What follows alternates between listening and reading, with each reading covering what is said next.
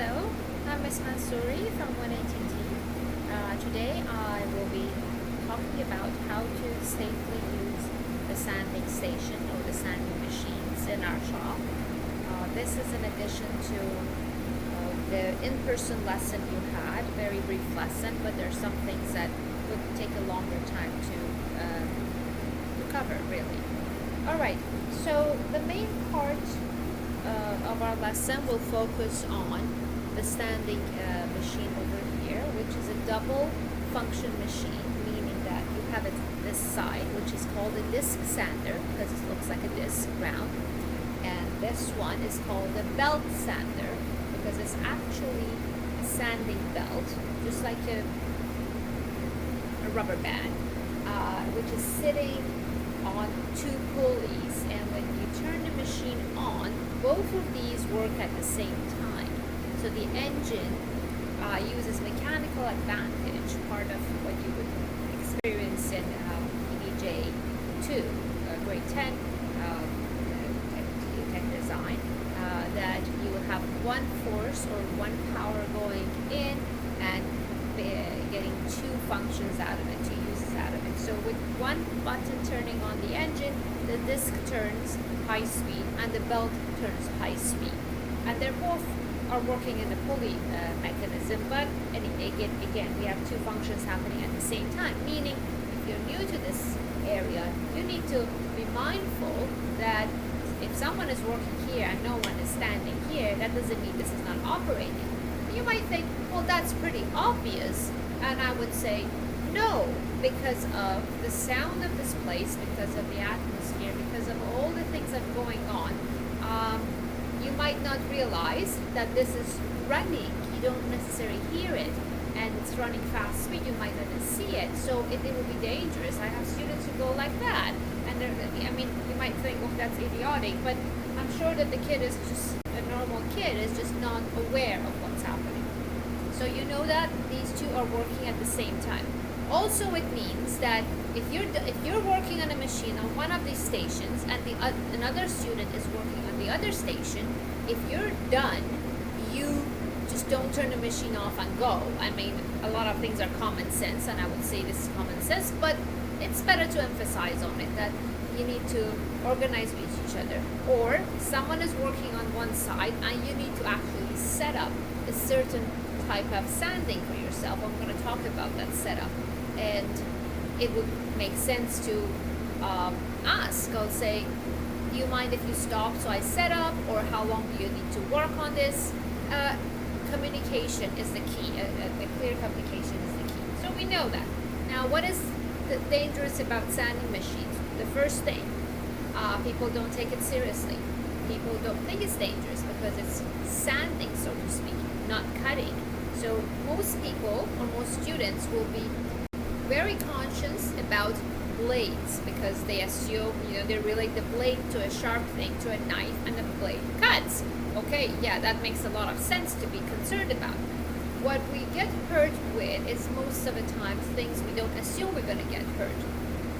And that's why I emphasize on it. Sanding station, I would call it the most dangerous, and I'm not exaggerating, the most dangerous machine in the shop. If you do not use it properly, like anything else, I would say the same thing, you need to use it properly, but you don't assume it's dangerous. You think it's always just standing, and it doesn't make a very loud noise compared to the other loud ones that might be intimidating when you hear them. And what happens is that if you get your finger caught anywhere while it's sanding, you're gonna have your nail sanded, meat sanded, bone sanded, and then, you just have to grow everything back. And you're young, you probably can grow it back, but it's not a very pleasant experience. If I sand it, I don't think I'm gonna grow it back. I'm too past the growing age. I'm just going downhill. So you got to be very, very careful about that. And I'm not saying this to terrify you. I'm saying this so you're aware. And if you're, as I say, if you're not worried about what you do when you go on a machine, the too much confidence is not a good thing. It's not a safeguard. We need to be alert and know that things can happen to us. And then with that awareness, you set up stuff properly, you watch for indications of things that might go on and you're not going to get hurt. Right? Now, in general, students who get hurt here or have gotten hurt here in the years, it's normally it happens towards the end of the course or end of the semester, and in the pandemic thing, maybe end of the quad. Knock the wood, we haven't had much, or at all, I would say. And the reason is the confidence. Like in the beginning, they're worried, so they're gonna pay attention to everything. And then at the end, they feel, oh, it's okay, and they, get used to the sound, get used to the machine and everything, and then that's where you slip. That's where you let your guard down and get hurt. And if you want to compare it to what's happening in real life, it's exactly like what's happened with the new drivers and the experienced driver. And I haven't done the statistics, but I'm just based on what I see, observe around me, I think most of the accidents happen with experienced drivers because they don't take the rules seriously and they feel confident. Oh, I can do it. It's not a big deal. Whatever. A little bit faster. So anyway, we're not going there. So have that in mind. Now, we're going to come back on the disc sander, and I'm going to start with this. So the disc sander, when you turn it on, the disc turns from one direction to another direction. Now, in this shop, in 118, and with this particular machine, the disc turns from right to left. And I have told you, always keep your piece of wood from center to left, never on the right. And I'm not going to contradict what I told you. Never to the right, always to the left. But I want to emphasize, only with this machine. Because this does not mean all the disc sanders turn from right to left. So that's important to know, because if you go somewhere else and you just have in mind to the left, to the left, to the left, and you turn the machine on, and in that machine might be turning from left to right. I don't know the reasons, but I have that in the college I teach, that the machine turns the other way around. And if you just turn on without looking or without checking the manual and start working, you might put it in the opposite direction. So you got to be mindful of this. It's not about being on the left side. It's about the disc turns this way. You want your piece of wood flat on the table. If this is turning this way, your piece of wood is here, you're going to have a hard time holding it. The machine is stronger than you. Believe it or not, the engine is stronger than a human being. It's going to push it up, and it's going to hit someone on the roof, ceiling, whatever, in your face. I'm not even going there, but and you might panic, and you might slip and get your hand caught and even get more panic, and it's just going to go on and on. And if your hand is stuck, you can't reach to turn it off. Should I continue? I mean, you can see where this might go. So be mindful of that. It's about keeping the wood flat on the table so it doesn't fly. And in order to hold it flat on the table, the machine actually helps you. When it turns this way, it's pushing the piece down to the table. So that saves you a lot.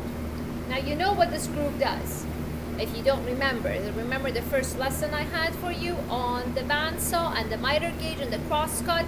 That should be indication. If you don't remember, check it out. Ask me. We can talk about that later. I'm going to come to the belt sander without tripping on this wire. Okay, there we go. So now the belt sander. The belt is going down. Now this one doesn't have the issue of pieces flying. It's just going to hold it down. So it doesn't matter if you're on the right or the left. And you're going to think about the logic behind it. Yeah, that makes sense. So this makes sense. Fine. Now, why do I have a piece of wood here? So what happens is that, amazingly, sandpaper is actually quite strong. And like anything, even water is strong. Water is the enemy of buildings. Like drops of water can eventually destroy part of a building. And that's why anyway, I'm not going to go that course again. Now here's the thing. This is cast iron table. And the sandpaper, through time, through movement, through changing, all these things, have cut out Good morning, dents Mr. here. Nancy. Just a reminder to all staff, the health self-assessment, please make sure that is complete. All staff, health self-assessment. I just paused because there was an announcement. All right, so I don't even know if you got that announcement. Anyway, so I'm going to show you. I don't know if you can see these. So there are dents here that have been created by sandpaper, meaning the sandpaper has cut through the cast iron. I think I should pause for the announcements. the dents I showed you were created by the sandpaper while it's running or while it was being changed, and that tells you two things. The sandpaper is strong enough to cut cast iron, and you're out of flesh, so hey, you should know better. Also, as a result of the dent, there's a gap between the table and those parts and the sandpaper, meaning if you're holding a piece of wood which is thinner than that gap, it's the thinner piece of wood, while you're sanding, it can go in there and get caught. So that tells you two things. One, don't sand thin pieces of wood. You shouldn't, because even if it doesn't go there, if you're holding it like that on the table, your fingers are quite close anyway, and it's, even if you feel your floor, the sanding is going to be done in a very high speed, meaning pretty soon you're going to get close to your finger. So how do I sand thin pieces of wood? You don't. I mean, not on the machine. You don't. So that's the first thing. If something is sketchy, iffy, looks wrong, most likely it's wrong. And when in doubt, you always ask. You just don't go. You don't kill yourself over to finish a project. I mean, it's not worth it. All right, so small things can get caught over there. Now, in order to prevent that caught, I've put a thin piece of plywood here, and that's why they're clamped. And that's not only for the gaps made by the use of the sandpaper, it's just covering all the gaps. So we're creating a zero clearance situation. So even the machine originally has, let's say 2-3 millimeters opening for the sandpaper to go down, that opening is still there, but I'm still covering whatever is there, because when the sandpaper goes down, it can just sand the wood, no problem. For your use, as my students, there's absolutely no gap. So you'll be safe. Still, how do I sand a thin piece? You don't. That's the rule number one. You don't. Now, you might say, wait a minute, I worked so hard. I laminated a piece of wood. It's an essential part of my work. Now, you might not know what lamination means, some of you do. I need this to get a certain level flatter, and I want to use this machine. Is there any way to do it? Well, there are a lot of ways to do it, but let's say you want to use the machine. So here's my approach always. State what's the problem. And then once you state it, you have a solution for it, but state it properly. So we say, I can't sand this. Why? It's too thin. So what do? Make it thicker. The problem is it's too thin. You make it thicker. Now, how do I do that?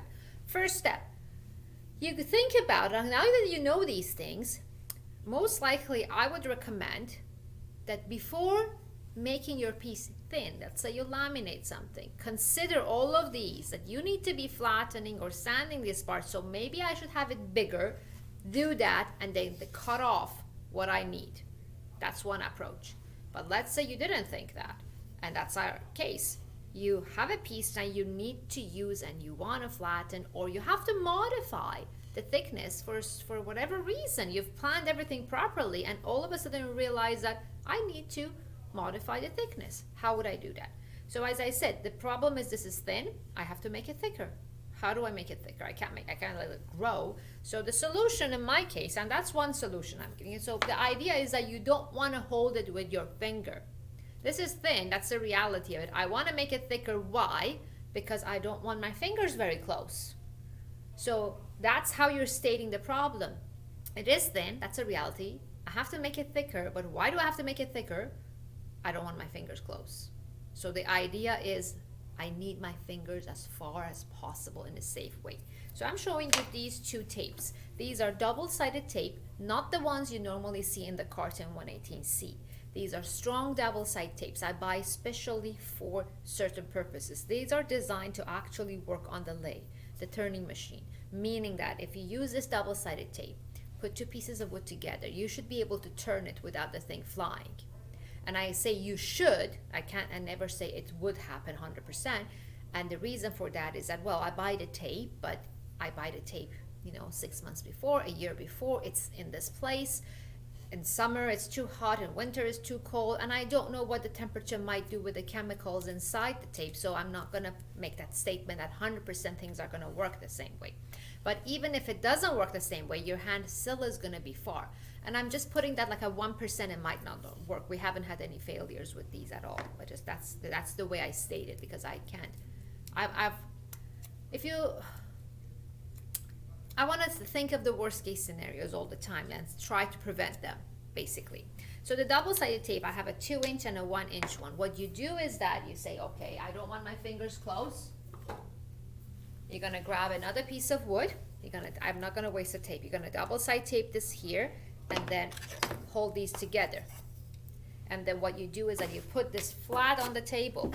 So these two have become one piece, flat, and then your hand is here. And you're not holding that, you're moving these two together. And then your piece is not gonna go in and your hand is far. And let's say the tape is bad, it becomes loose, your hand is still far, you're not gonna get hurt. And the piece is not gonna get hurt either, it's just not gonna sand very well and you're gonna stop the machine, as simple as that. So I think that will be helpful, so that's one thing. The other thing, so thin pieces don't. We have had kids who sanded their knuckles. We have had kids who sanded their fingers. We had to send them to the hospital to check to see if the bone is there with the x-ray, because we couldn't really see what's happening. It was really, really bad. But that's years ago. And I haven't had, I'm going to knock the wood, we haven't had incidents like that as we progress through the time. And I think partially because of the stories of these true stories that have happened. And maybe you guys are getting better and better every year. This generation is getting much better, I guess, despite of what we hear. All right, so one of the other things that can happen is that when you want to sand something round, and what would you be sanding round? I'm just grabbing a wheel from here. So something that people make here a lot, wheels for cars, wheels for pulleys, wheeled round things for certain purposes. Basically, you have a round thing with a hole on it. Okay, so we're gonna call it a wheel, and you might not use it for a car, but that will be it. Now you wanna sand this round. So you're gonna say, okay, how do I do that? Now, one of the things is that you need to know that if you just don't have a center and you start sanding this, even if your hand is far, oh yeah, okay, your hand is far, you're not touching it, but you're gonna lose your circle. So that's basic geometry. If I sand this edge, there's no guarantee that I'm gonna maintain the same radius the circle originally had. Correct? Center, radius, you need to keep the center radius so you'll have a circle. That means that, no, don't go by your hand. Just don't. Even if your hand is far. This is beyond safety. This is, it has nothing to do with the safety. It has to do with, basically, your work is useless. You're going to throw your wheel away. So you need to have a center. And this is a sanding jig. Now, it's good to know what a jig is. Anything you create to make your work easier, to help you, to keep you safer, they call it a jig. I don't know why it's called a jig though. I never researched it, and at some point maybe I should. I have to figure out why it's called a jig, but it's called a jig. Now this is a sanding jig, and you see it's a block of wood with tons of holes. It looks crappy, ugly, but it's actually very useful. So it says do not destroy because people destroy it, obviously. So the sanding jig, this is what you do. You have dowels, and all these holes are actually useful. People put dowels in it as their stands. You put this in here, and then you put it on the table. So what you're doing is creating a center and a radius. And what you need to do is to clamp these two to the table.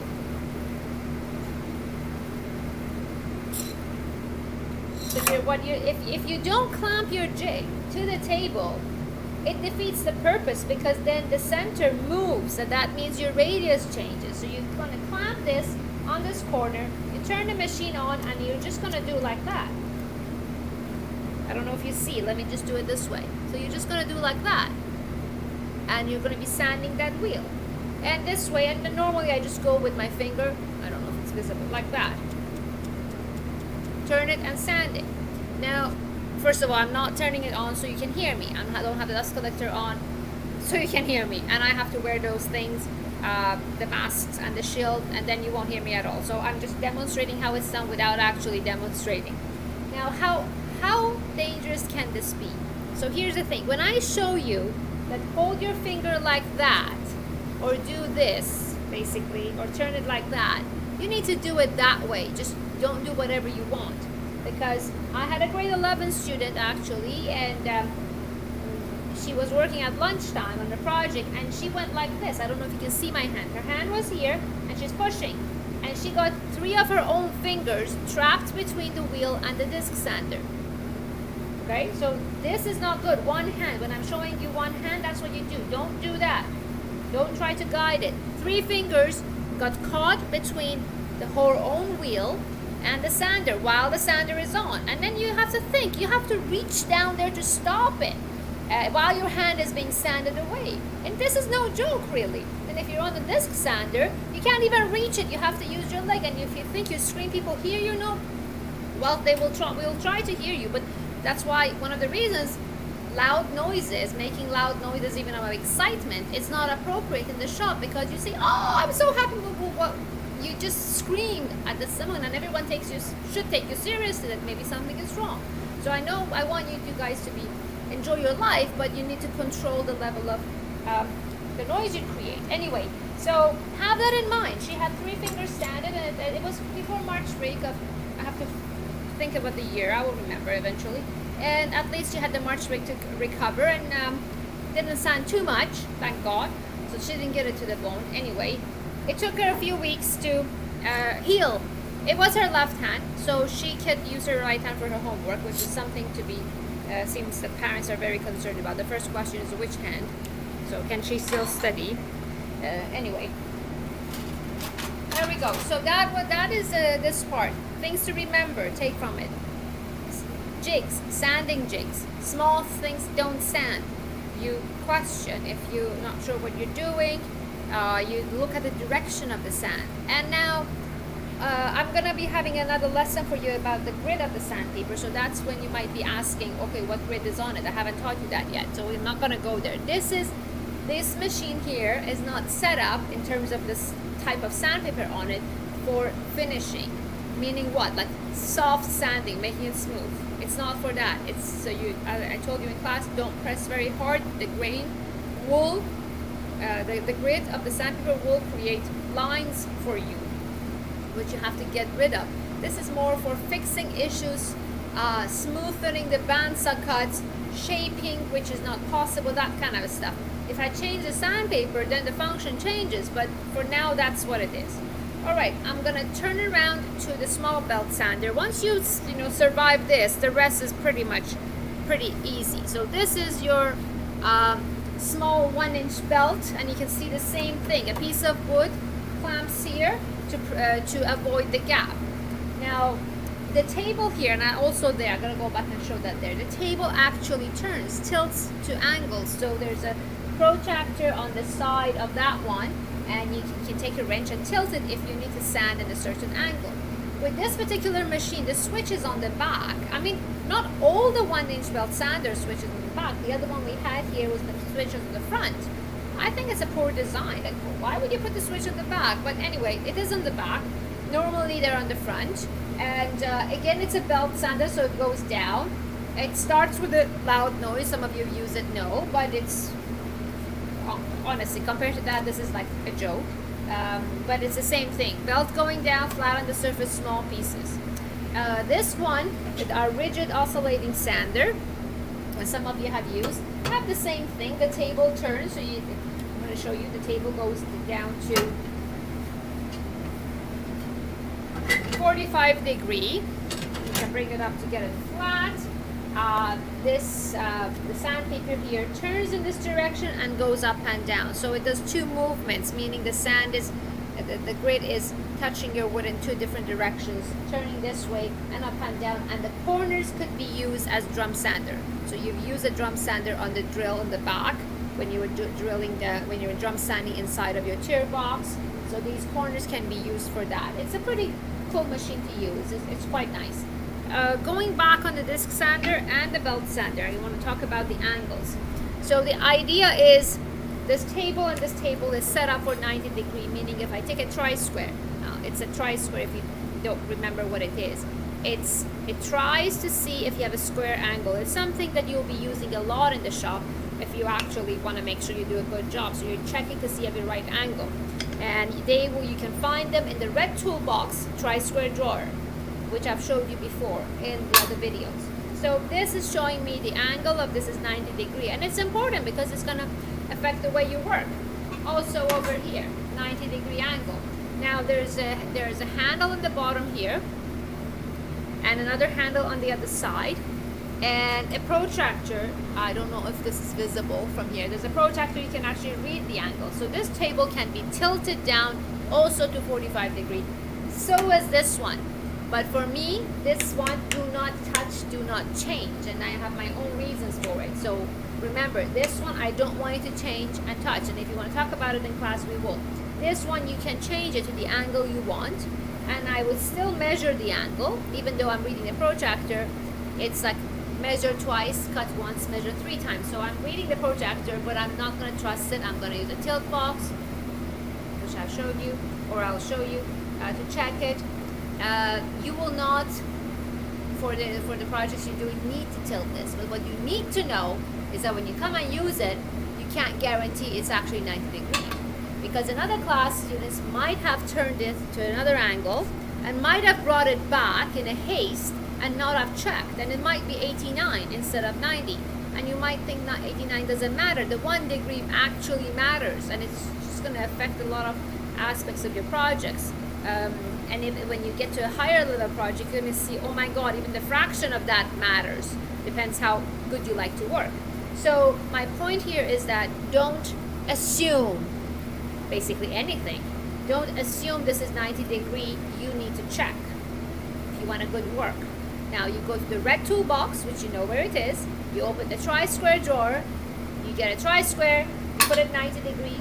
And if it's not, then you can adjust these by loosening the 2 handles. And I repeat that. You just loosen them and adjust the table. Just like the bandsaw, you don't, if you have a knob and you have to adjust, you don't unwind it all the way and take the knob out. Loosen it, adjust the table, tighten it. And if you can't, you talk to me. I'm here. That's why I'm here. Yeah, right? So you let me know. You say, is this 90? You know, that's I keep repeating this, guys. Communication. Talk to me. Let me know. Let's check it, and that's how we learn. And remember, anything goes wrong, as long as you don't get hurt, that's a good lesson. That's the time we're gonna learn. Say, hey, okay, so there's another thing we can add to our toolbox or skills. All right, I believe I've covered the whole thing about the sander as much as I wanted, and thank you very much. See you later.